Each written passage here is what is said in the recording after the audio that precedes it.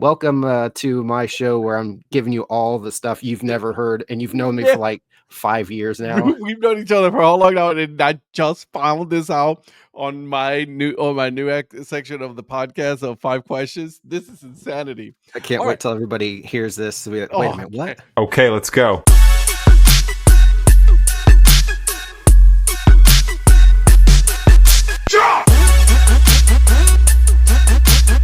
All right, well, welcome everybody to, I guess, 5 questions. And today we have my good friend and fellow podcaster and co-host also of the DHC Sports Show, Eric Prophet. How you doing today, my friend? I'm doing well. Appreciate you having me on, Ed. Oh yeah. So, before we go on, if you don't mind telling us a little bit about yourself, as far as like your podcast and all that fun stuff, so that everybody can know all about it. Yeah, so I co-host a podcast called the Earn Fun Average Podcast, part of the Curve Brim Media Network with you.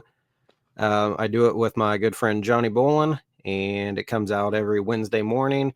Talk a lot about minor league, summer collegiate's kind of our big thing right now. We seem to Yes, get it is. We love the good summer collegiate teams out there, independent professionals. So have on some friends, have on some GMs.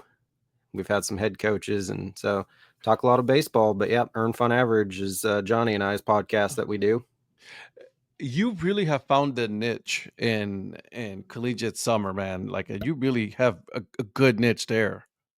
Yeah, we love summer collegiate, and we've gotten a little bit. It's not all summer collegiate up in Canada, but we started to get some teams from Canada to come on as well. So That's we pretty like to cool. call ourselves Canadians, Canada's podcast. But yeah, we seem to just really enjoy anytime they come on summer collegiate. I don't know, for whatever reason, their episodes seem to do the best to get, their loyal, fans yeah, that go to dude. the games. They tune in when they team shares the podcast on their socials. And so, yeah, we've not solely strictly summer collegiate, but that's kind of a big thing of what we're doing.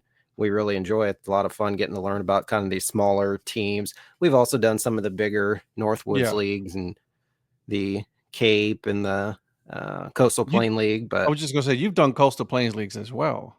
yeah, so we've done some of the bigger summer collegiate, but also some of those smaller ones that people aren't familiar with. And yeah, just a lot of fun getting to learn about them, the team, the towns they're from. And so, Hell yeah, dude. I love it. All right. You ready for question number 1, my friend? yes, sir. All right. So and this one is pretty simple. How did you fall in love with the game of baseball? A lot of people, talk about, I used to, growing up, would go outside and play catch with, my dad, or kind of those type of stories. And my dad was always there. He was super supportive. I played baseball basically when I was 5 years old up through the year after basically my freshman year of college. I didn't play like for college. But I did play, and not a whole lot of people know this, I did play for a summer collegiate team in a league that no longer exists here in Wichita. Wait, hold on a second. We've been friends this long, and now you're just telling me this thing, dude? Yeah, so I was 19. I played they were called the Wichita Fury, and they, right out of high school, I played for them for one season. It was the River City Victory League, the RCVL here in Wichita. And I talk a lot about, like on my show and sometimes on the show you and I do, about the National Baseball Congress World Series, Right. which at the time of this recordings actually starts this Thursday. And then this Saturday and Sunday is baseball around the clock. So I'm going to be doing baseball around the clock for the first time. I didn't get to do it last year when they brought it back. So it'll be the first time for me in like 8 or 9 years. But RCVL was a partner league with the NBC, and if we would have won our league, we would have got to play in the NBC World Series. But unfortunately, we ended up taking second in the league, so I didn't get to play in the NBC. I was close, but yeah, only 1 year. But I did get to play. I did play summer collegiate, so not a lot of people know about that. They're about to find out. That's what they're about to do. Dude, that's amazing. You know how jealous I am? I just wanted to play one season. That's it. Even if it was summer, I would have loved to do that. Obviously, I suck. And I'm just reliving my childhood dreams right now in Sandlot baseball. But man, that's What position did you play? So growing up, I pitched a lot, but when in this league, I played mostly second or right field. Okay. I wasn't as good with the bat, but I was really good defensively and Hmm. wasn't afraid to get dirty. So I made a lot of good defensive plays. But yeah, when I played for the Fury, I was mostly second base and a little bit of right field. But growing up, I pitched a lot, played first, and even played some third. I did everything but catcher growing up. One of the cool things, also kind of unrelated, but it would have been the my seventh and eighth grade years, and then Hmm. I think even through high school, not the high school team, but the summer team that I played for, the league we had here in Wichita before we got the current Wichita wind surge. We had called Lawrence Dumont Stadium that was built Hmm. in 1934 and was here till 2018. We actually got to play some games every summer at Lawrence Dumont Stadium. So it's where the last 10 years, it was the Wichita Wingnuts of the Yeah. Independent Professional American Association. But before that, it was the Double A, the Kansas City Royals, the Wichita Wranglers. So I got to play on that same turf field. And it was really weird because when the Wingnuts came in, they switched it and it was all turf. But prior to that, and I never really see this, and obviously I don't think many people do anymore, the outfield was grass and the infield was turf. What?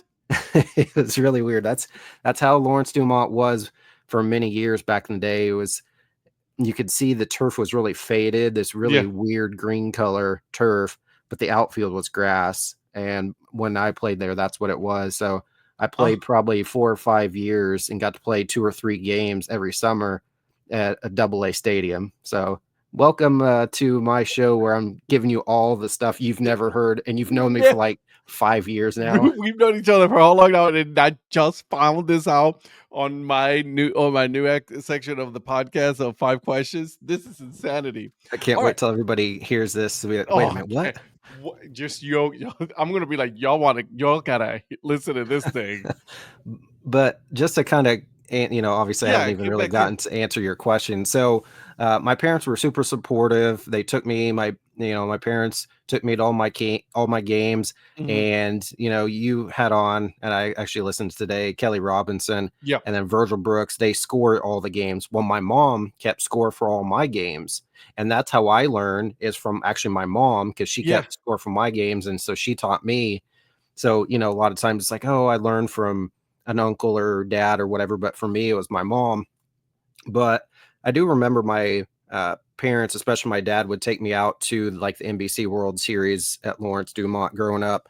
But for me, I have two older brothers. My brother Joe is 6 years older, and then my oldest brother Nick is 8 years older. And so for me, I think I kind of learned and loved the game more so from my brothers, I would say, than anything.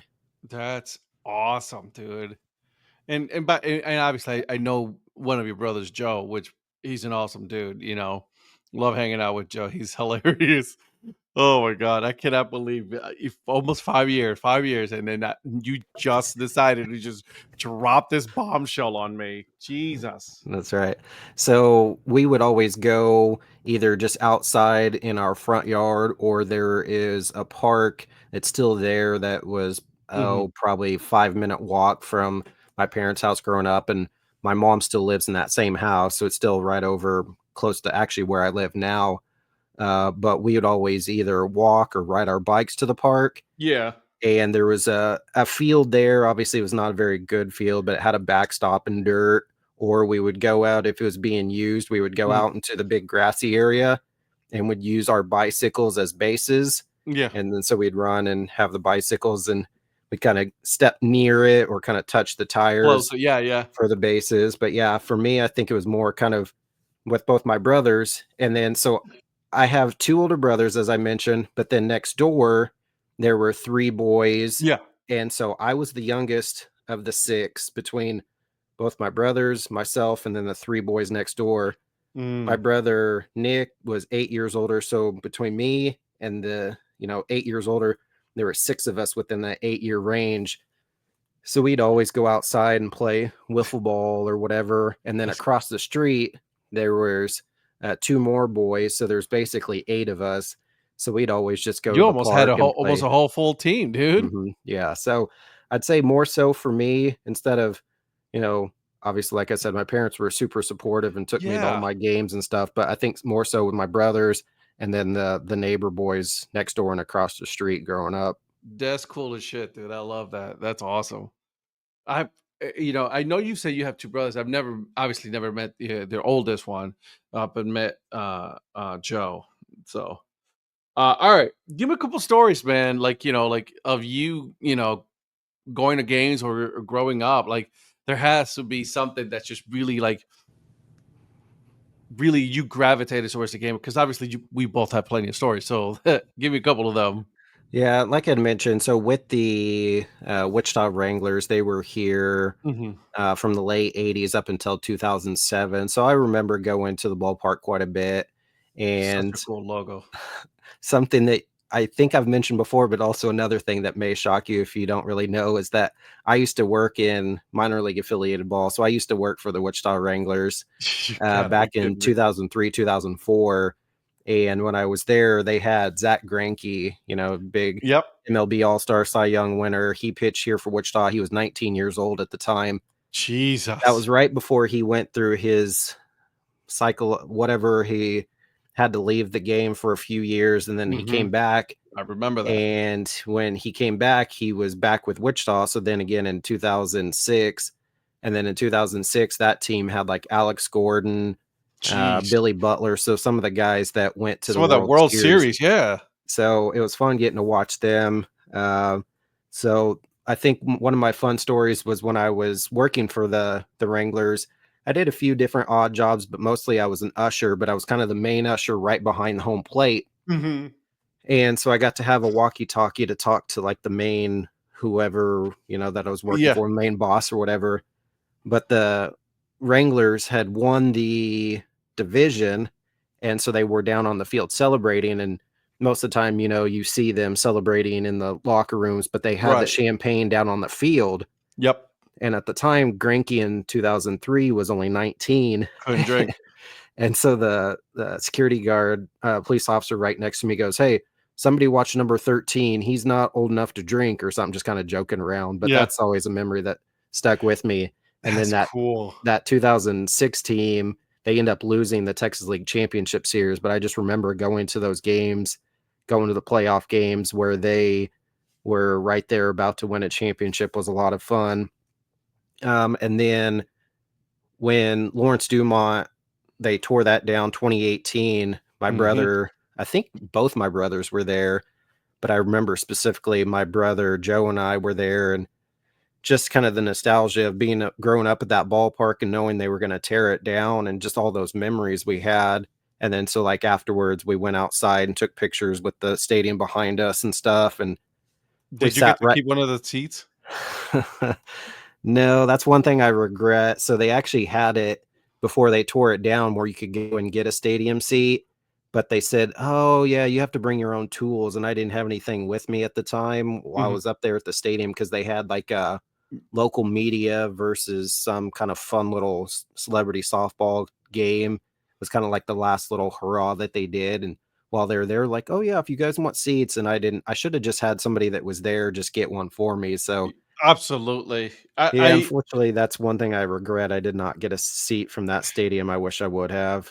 Same with me with Municipal Stadium. You know, obviously I got there when, the Indians at that point were moved into the new where it is Progressive Field right now. I don't know if you know that, but it's called Progressive Field. They only have one sign. Only one, not six or seven up front.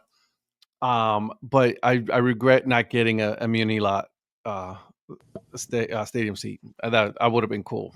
Yeah, for sure. Another big memory that kind of Mhm. jumps to mind just because it was somewhat recent. So 3 years ago. So, as I said, I grew up, I enjoyed watching baseball, but I never really traveled until I kind of met this So little just group of recently. friends through social media. So 2022, everybody has this, our friend Anna with the baseball bucket list. Everybody says, "I Yep. want to go see baseball in Hawaii."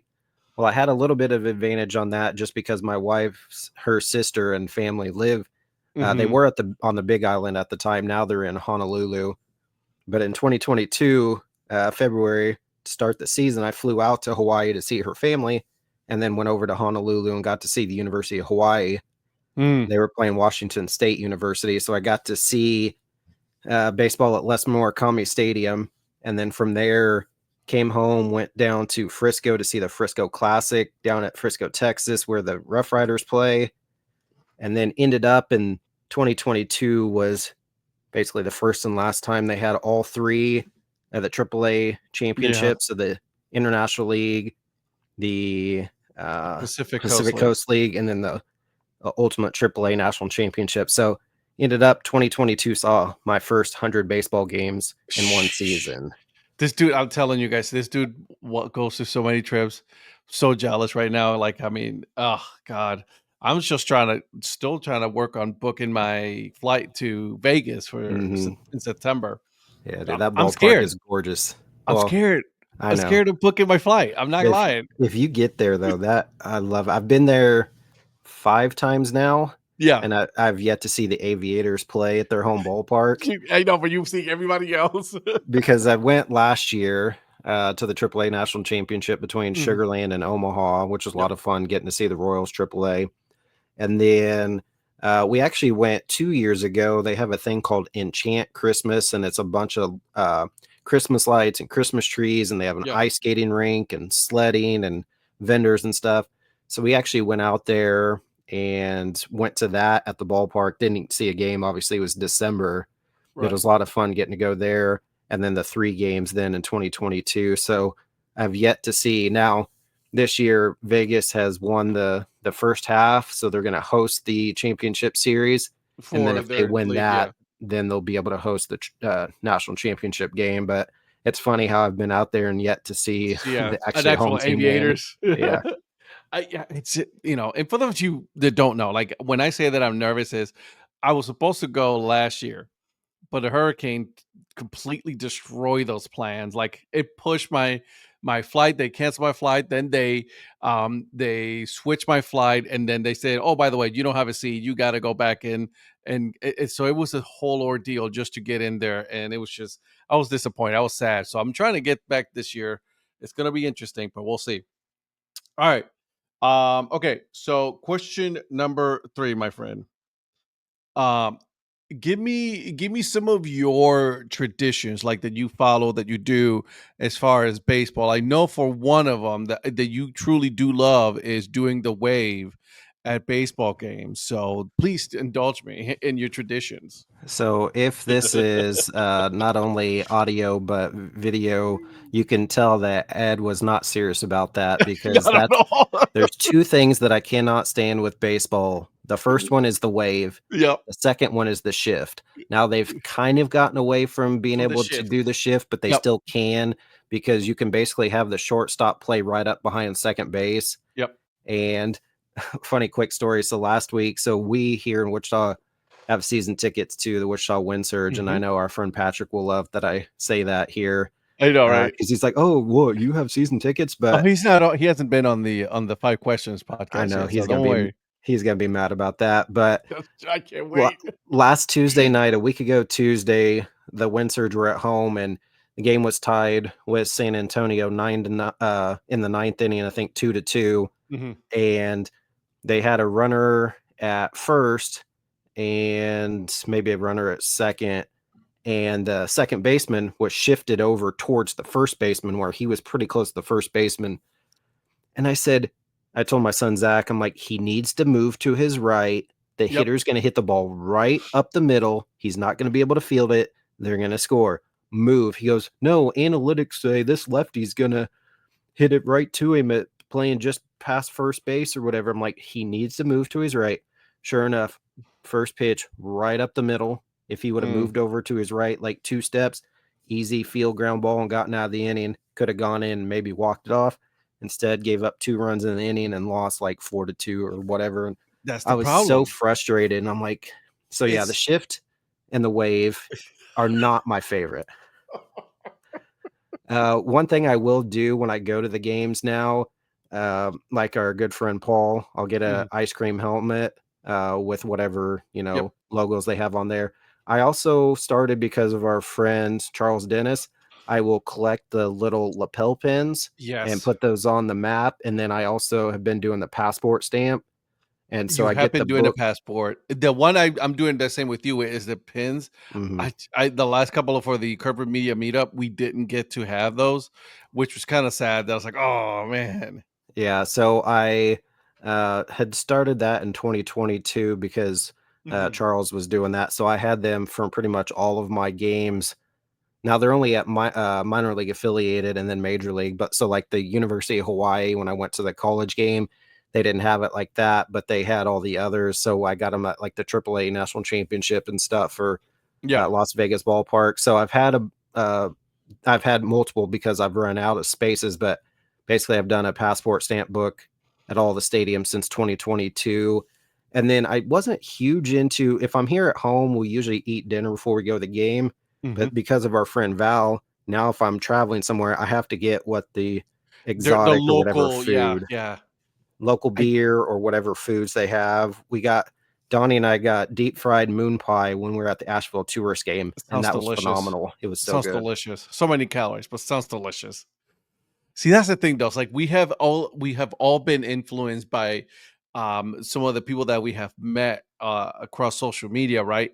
On some of the things that we do. Like you said, Charles Dennis, what Val does, what all these people do just because we talk and it's like, you know what, that's actually a pretty good idea. Hmm. You know? Yep. Like as far as Major League Baseball hats comes for me now is if I don't visit that ballpark, I won't get a Major League Baseball hat from them. Like I just won't. Yeah, so I'm a Kansas City Royals fan, and I have a few of the Royals hats, but for the most part, any of the hats I have are either summer collegiate or minor league affiliated. Yep. I have almost all of the Wichita Windsurge 5950s they've had out over Almost all the the 5 years that they've been in existence. And but yeah, I have nine, I think, MLB stadiums left, and I just don't really get any hats from them. Just Mhm. I don't I enjoy going to the ballparks and stuff, but like I said, I have a few Royals, but I don't even have that many. I have maybe three or four. So my majority of the hats that I have are all minor league affiliated or summer collegiate or independent professional. Some of those. Yeah, I can see that. Listen, I got a bunch of Durham Bowls. That's like I think I have almost every single one of the dad head versions of the what the Durham Bulls have put out there. Just because every time I go, I pick something else. You know, Hmm. Yeah. it's just you know how that goes. Yeah, and what's kind of funny is where you're at now. So I've been to the Durham Bulls Athletic Park three times now. Hmm. So it's a fun ballpark, and I have a few of their hats. But yeah, local teams usually you try to get as many as you can, just because it's pretty Yep, accessible for the most yep, part. yep. Exactly. So, what other traditions you got? Well, I wouldn't say that it's necessarily a tradition, but just now at this point, trying to get to 100 games a year. That's Um, cool. I after 2022, I was able to hit 100 games. 2023, I only had 81. Last year, I hit 100, and then this year, I'm gonna fly over it because we just hit the All Star break, just finished the All Star break. I'm already at 74. Now Jesus, it's pretty easy for me to do just because we do season have the tickets. season tickets to the Windsurge. They're home this week, so I'll be there tomorrow through Friday, so that's four more games. And then baseball around the clock is 11 games in 33 hours. It Jesus. runs from noon Saturday through the 6 p.m. Is it 6 p.m. or 9 p.m. game on Sunday? And so it's noon, 3, 6, 9, midnight, 3 a.m. Sunday, 6 a.m. Sunday, 9, noon, 3, and then I think 6 is the last one. So, which will get over Jesus. about 9. So, I'll have 11 games right there in 2 days, basically. So, So let me ask you, are you gonna stay the whole time? yeah, so with baseball around the clock, basically they have where you can pay $30 to see all 11 games, which if you think of it in a normal aspect, that's like really good. Uh, Yeah, to see yeah. that many games, even it's the premier summer collegiate tournament Right. that Wichita hosts. This is the 91st season. And so with around the clock, basically you start out with the noon game on Saturday, and they do at least one check-in per game. And if you make it all the way through, they have different prizes. They have a I survived around the clock t-shirt you get at the end. Yeah. So yeah, my wife and I are doing it. Our friend Terry McCutcheon's coming up from Abilene. He's going to do it. Oh, Terry's And gonna be up there? yeah, so he's coming up. He'll be here for it. And then I know like Donnie said he wants to do it sometime. He won't be able to do it this year, but maybe in the next couple years he'd probably come and do it. But yeah, the plan is to stay there.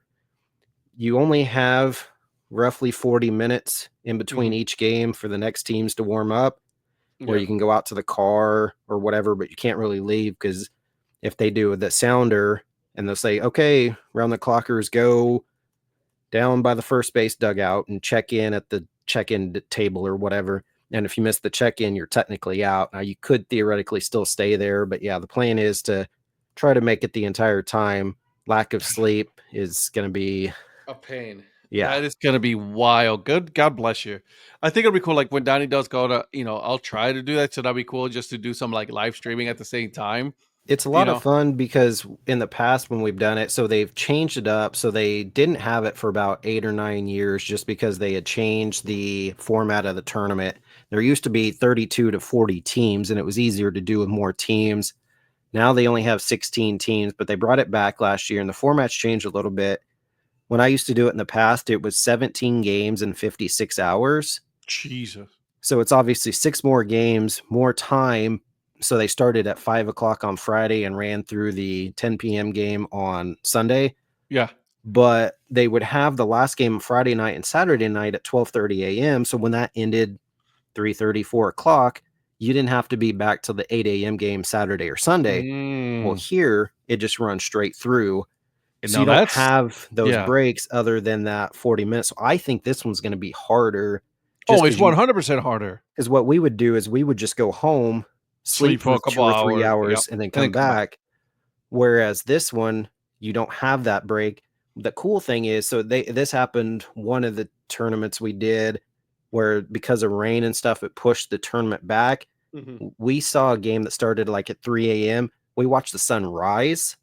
So normally, you're at a ball game, you see the sun set. Yeah. Because it was 4 or 5 a.m., 6 a.m., you got to see the sun rise from the outfield. And that's going to happen this time too, because there's a 3 a.m. and then a 6 a.m. game. So it's a lot of fun to get to see a sunrise at the ball game instead of a sunset. Yeah, dude, that's awesome.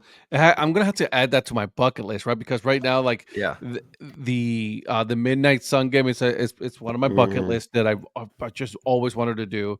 So I got to find a way to do it. It's just... And speaking of midnight sun game, so that's usually the Alaska Gold Panthers from the Alaska Baseball League. Well, they are coming back for the first time in 7 or 8 years, so they're going to be here. Cool. And they just put out the schedule today. So we get to see every team play this weekend during Round the Clock, but we get to see them twice.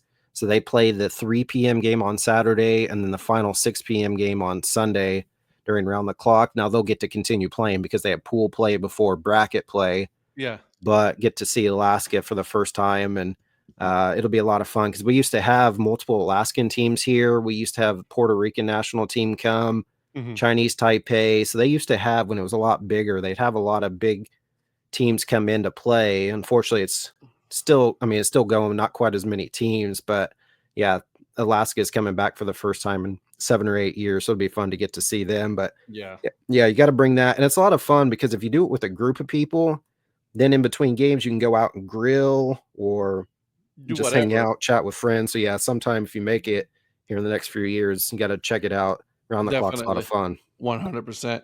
Are they going to be broadcasting this like on YouTube or something like that? They will be, yeah. Okay. They always have it on YouTube, NBC World Series, and they've partnered. I forgot the name of who they were partnering with this year, but there's some social media team, I'd have to look it up, that's going to be, they've partnered with that will be able to not only, I don't know that they're specifically streaming the games, but they will have a lot of content. Oh, Prospect Dugout. So yeah. Prospect Dugout on Twitter, and they're going to be bringing like exclusive coverage and stuff. So they're going to have a lot of content. So yeah, if you follow Prospect Dugout and then just through like YouTube, National Baseball Congress World Series or NBC World Series, they'll stream all those games. I can't wait. I'll watch it. So All right, man. We're done. We're done. We've done three. We're down to two questions, my friend. All right. Um, tell me, how has baseball changed your life? Well, for one, I've made a lot of new friends that I hadn't had previous, and Hmm. one of the kind of weird things with getting into this group here, I never really I just kind of came across it. It's actually started with Paul. Yep. And what was funny is that uh, back in around 2020 or so, before I kind of got into our Twitter group where we have a lot of minor league baseball friends, Yep. I Yep. Yep. Yep. had maybe like one or two helmets, like little ice cream helmets. Oh yeah. And it was the Kansas City Royals. And for work, I travel quite a bit. Normally it's to a customer's office, but this time it Right. was to one of our satellite campus. And I went out, it's about 30 minutes from here, and I was over there and got done with our little training or whatever. And one of the workers there, I'd walked in their break room, and that was around the time that the New Orleans baby cakes were moving to Wichita. Yep. And they had a New Orleans baby cakes ice cream helmet sitting there. And I mentioned to the guy that works at my company, I was like, that's a cool helmet. He's like, take it. He's like, nobody wants it. I'm okay. So I took it, and Y'all don't mind if I I do. was like, wait a minute. Okay, I got the Royals, I got the New Orleans baby cakes. There's got to be more than this. So I just Googled like ice cream helmets. Of course, Paul was the first one that popped up. Of course. Of course. So I started following him, and then from there just kind of evolved where I started following. And so, for me, obviously that's a big thing, is just a lot of friends that I've made, and a lot of my friends I've been able to meet in Yep. person at the ballpark, whether they've come to Wichita or I've traveled out to see them or have gone somewhere completely separate that we've met up at. Yep. And then obviously I've been able to start a podcast, talk a lot about baseball, and just get to meet a lot of cool people, authors, coaches, GMs, fans. And so it's It's just, such a long list of people that you get to meet when you're doing this, and it's so much fun. yes, for sure. It's not so much fun editing afterwards sometimes, but it's just Yeah, having the conversations. Yeah. the toughest time I had with that was when uh, Johnny, Paul, and I hopped on a very early part of the podcast, and we went on a Friday night for probably 2.5 hours, Oh and my we just god! kept talking and talking. And Paul's like, I'm so sorry. I put off editing that episode for the longest time. I did not I want to tackle that. I've gotten a I lot bet. better since, but that was one of the first ones I remember having to do that was like torture, just trying to, because it was just so long, trying to piece it together. And I ended up putting that into a couple episodes just because it was so It long. was just so big. Yeah, such a big episode. 2.5 hours. Yeah, dude, that's a massive conversation. But I've also just been able to grow my love of the game, being able Mhm. to go to some cities and towns that I never would have otherwise. Because, like I said, I used to watch baseball growing up here locally, but never really traveled Yep. outside much. Maybe went to Kansas City here or there, but now obviously I travel to all Yep. parts of the country. And it's fun, isn't it? Like, it's just, meeting all these people and just, like it says, like, exploring and all that. It's such a fun environment that we get to do that now, so all right, my friend. Are you done 4? You ready for number 5? Yes, sir. All right. So why baseball? For me, I've always been a sports fan in general. I'm a Mhm. big college football fan, big NFL fan. Don't really care for like the NBA, but love college basketball. For Mhm. those games are fun, but they're pretty fast paced for the most part. And with baseball, I just think it's just relaxing. Like, with our show that we do Tuesdays and Thursday nights, I don't think there's any way that I could sit there, try to watch a football game and broadcast live like I do with during a With the baseball game. game. It's just the slower game. Now they've Yep. obviously tried to speed it up as much as possible, but Yep. I just think that you have the opportunity where you can have these friendships, you can have that conversation and get Mhm. to talk with somebody. So we came to Durham and we just sat at a ball game and got to chat with you and get to, you know, Mhm. being able to watch the game just because it is slow enough to a point where you can just enjoy the camaraderie with your friends. And that's why we try to have these meetups and stuff, just because it is gives us opportunity where we're not going to Yep. miss anything if we go and walk around. Because if we were to try to walk around a football stadium or whatever, you're probably going to miss quite a bit of the game. if you go Mm-hmm. to the concession stands or whatever, just because those are more of a fast-paced type environment. So Yeah. for me, just being able to have those, friendships and those conversations and still get to enjoy the game and not really miss much of it. And then just being able to, it's affordable. I know Mhm. sometimes the games can be pricey depending on if it's MLB or whatever, but even then it's more affordable than Mhm. what like an NFL game would be, basketball game, that type of thing. And Yep. then just there's way more opportunities, way more teams, 120 minor league teams, 119 stadiums. That doesn't include MLB. Obviously, there is a lot of football stadiums, but to me, I just think it's a lot more fun to go travel and see baseball stadiums than it would be to see like an NFL or basketball venue. I love it. By the way, kudos to you on saying 120 with 109, 19 stadiums. That's a good little trivia there for you Hmm. guys. If you guys know exactly what he meant by that, what are the two teams that play in the same stadium? I'm not gonna say it, but I do know them, and so does Eric. Look it up. Uh, I know you got to look it up and put it in the comments because that is actually really good trivia questions. Good job, man. I like that. Thank you. All right. Thank you, Eric. This has been a lot of fun. Our friend Patrick is going to be mad that he hasn't been on, and then you have. So, whoopsie daisy. Love you, Eh, Patrick. He'll be okay. You'll be all right. You'll get over it. Where can people find you on the socials, my friend? Yeah, so I have like 10 Instagram pages, but the main one to follow is just the Influencer EP. So my nickname on our show is the Influencer, so I go by the Influencer EP on Instagram.